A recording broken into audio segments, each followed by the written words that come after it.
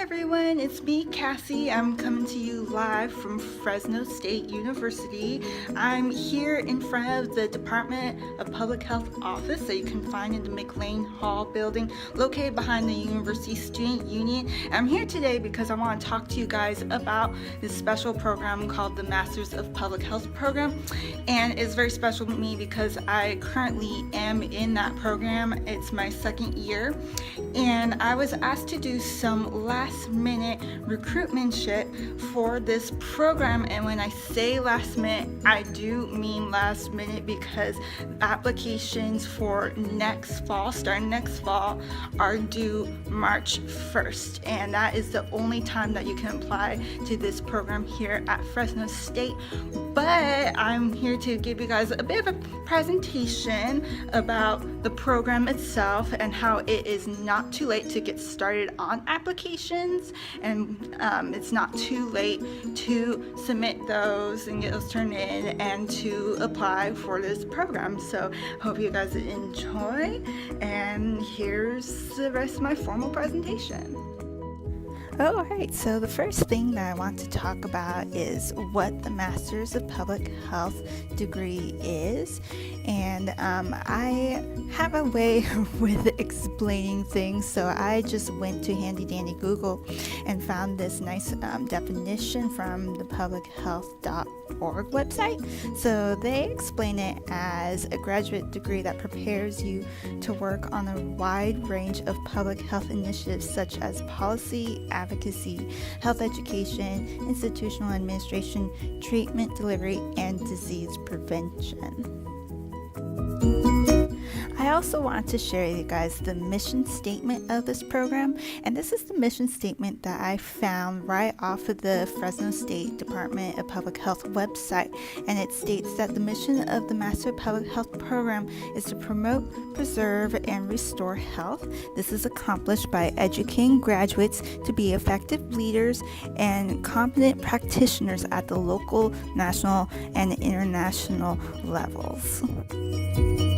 Some other things you should know about this program: it is indeed accredited, and it is a 3-year long part-time program. So what that means, it being part-time, you only are taking about 2 to 3 classes per semester. So that does give you time to work part-time or go to school part-time, or you can just go to school and have that extra time with your studies and coursework and such. It is under one option, which is health promotion, but I just want to let you know that the courses that you will be taking, and you will see in a minute, are not just set with health promotion. You get to learn a different variety of things that help with health promotion, so it's kind of a broad major. You do need to have at least a bachelor's degree. That is required. There is a GRE requirement, which I will explain a little bit more about that as well. And here's a list of prerequisite courses to take. Now, if you have not taken these classes exactly, I know that I never took a public health statistics course, but I did take a general statistics course, and that did count as an equivalent for this prereq. If there's certain classes that you think are equivalent to the ones that you see in this list, then you can talk to the director about it and you can get those marked off. Or if there are these classes that you have not taken and you need to, then you actually have an option to take them during your first year of this program. So you don't necessarily have to have all these classes completed before applying for this program. So that's a good perk to think about. Another thing, when I mentioned that it's not too late to sign up, if you're afraid that you cannot sign up because you haven't taken these courses, then you can definitely take them during your first year of this program. These are some of the public health core classes that you'll be taking in this program. Most of them you'll be taking during your first and second year of the program. And as you can see, it's not all just health promotion based. We do have some statistics in there, epidemiology. You get to learn more about health policy. So it's all public health in general. And I also want to mention that don't let some of the classes that say advanced beginning name, don't let those fret you. I know that you can do this. You're already watching this video. You already have interest in this program. So definitely don't let that fret. And these classes are great because the professors that teach these courses, you get to kind of have more of a colleague and colleague relationship with these professors rather than a professor and student relationship. And you get to work a lot with hands-on activities, and you get to work with other people that have kind of the same ideals and values as you, and that would be your cohort. And most of the cohorts that we do have are pretty small. I know mine, we have 7 people in it. So you do get to work alongside with some great people. You get to have more of a colleague and colleague relationship with your professors, and you get to have that great experience with these core classes. This is the option coursework. So these are the classes that are more focused on health promotion. You will get to take these during the end of your second year and throughout your third year. And I want to talk about, if you see at the bottom of the list, there's 3 units of an approved elective. So there's only a few options that you can choose from. I do not have a list with me. That is something that you will have to talk to with the director and professors here. But you do kind of get a choice of what class to take with what is available.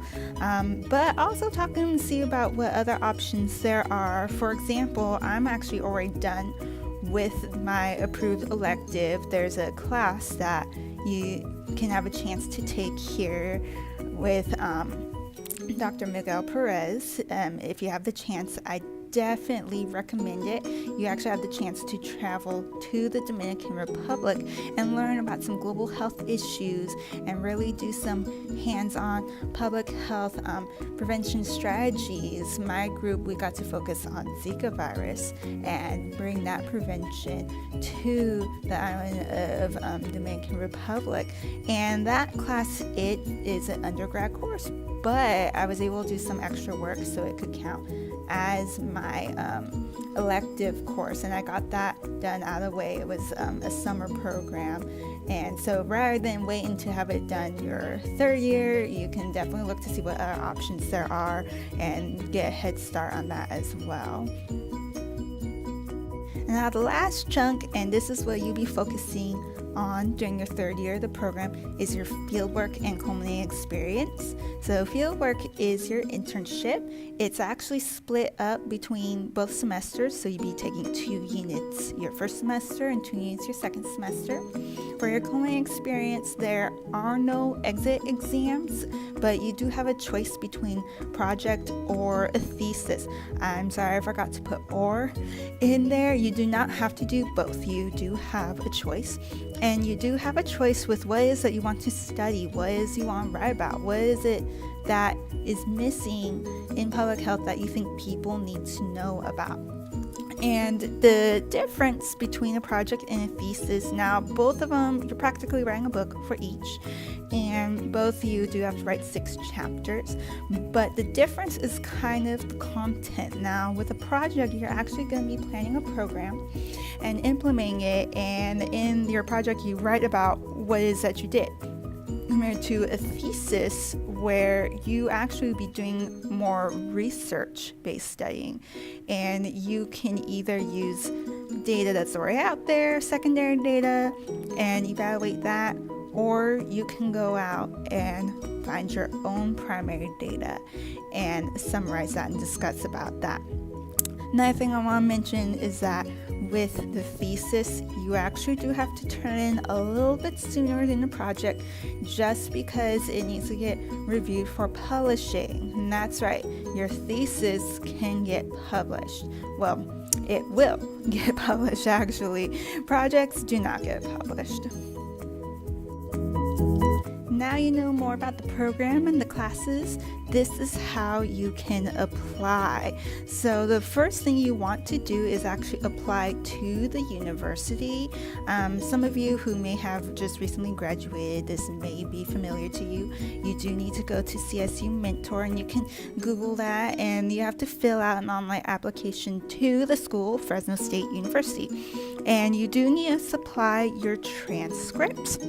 And you need to have a GPA of a 3.0 on the last 60 units taken. Now, if you are someone who's currently graduating now, but you want to apply to this program to take next year, that's totally fine. And you can supply your unofficial transcripts. And you also need your GRE scores. Now, again, if you just found out about this, again, I'm sorry, this is such last minute recruitment. If you're just finding out about this and you are interested in it, it is not too late to take the GRE. I would advise taking it right now. And you can actually, I'll explain a little bit later as well, that you, if you don't have your scores by March 1st, that's okay. And I will explain more about that on the next slide. And this is just for the application to the university. If you don't have your full transcripts and you only have unofficials, that is okay. If you don't have your GRE scores yet, that is okay. You just want to pay the processing fee of $55. And this is the thing you want to apply to CSU Mentor right now. You want to do that as soon as possible. This is the second part to the application process. You can find this information, even all the information I've been giving you, you can find if you just Google Fresno State MPH program. You can find the admission process there, and there's these forms you need to fill out. For example, this Department of Public Health Program app form that you can find online. Again, it says to submit transcripts and GRE scores. If you do not have official transcripts, and those are going to be coming soon, or you just now sign up for the GRE test and you see that the test time is actually after March 1st, that is totally okay. The director who will be getting these materials doesn't fully go through the applications until the beginning of April. So even if you haven't taken the GRE and you feel like it's going to be too late to still take it, and it's not too late, and what you want to do is just make a warning letter saying, hey, I did take the GRE, or I'm taking it at this date and the scores will get to you shortly. Same with if you only have unofficial transcripts, because you are going to be graduating this semester, but you want to apply to the program next year. You can put in warning letters as well. Hey, I'm graduating soon. You will get my official transcript shortly. And you also have that wiggle room time to get 3 letters of recommendation. It is recommended that you get 2 from an employer and 1 from a faculty member, a teacher or professor you've worked with. And I understand if you were a student that doesn't have a job and you want to apply to a program and you don't have any employers, that's okay. Just get 3 from a faculty member. And same with, I know I had someone that had a question about how it's been a while since they got their undergraduate degree and they didn't think that they had any connections with professors, but they are working. So if you're in a situation like that as well, then you can get 3 letters of rec from an employer. But if you can, 2 from employer, 1 from faculty, that'd be great as well. And you want to submit a letter of intent, just 1 page, telling us about yourself, or the directors, I mean. Tell them how passionate you are about public health. Tell them that this is the way you want to go. Tell them that they would be silly not to have you in their program. And again, just 1 page with that. And you can see the address on there. All of these materials you turn into our director, Dr. Rahman. Either mail them or you can send them to his office. So again, the applications are due by March 1st. It is still not too late to apply. You want to have the first part of admissions done by March 1st, and that's applying to CSU Mentor and applying to the University of Fresno State. And any other materials that you need, like if you need to take the GRE test, I would sign up for that right now. Again, if you don't get the scores in until after March 1st, you do have that wiggle room time, and just in your materials, just put in their warning letter that, oh, I did it and the scores on their way. Same with trying to get 3 letters of recommendation as well, or any other materials, but definitely start working on those soon and try to set a goal for yourself to get those done by the beginning of March. And again, it is not too late, my friend, to sign up. It is not too late. And that concludes this presentation. I know I tried so hard to make it short, but there's just so much information, and there's a lot more that you can find online. And if you do have any questions, here's the email for Dr. Ramon, the director of the Master of Public Health program.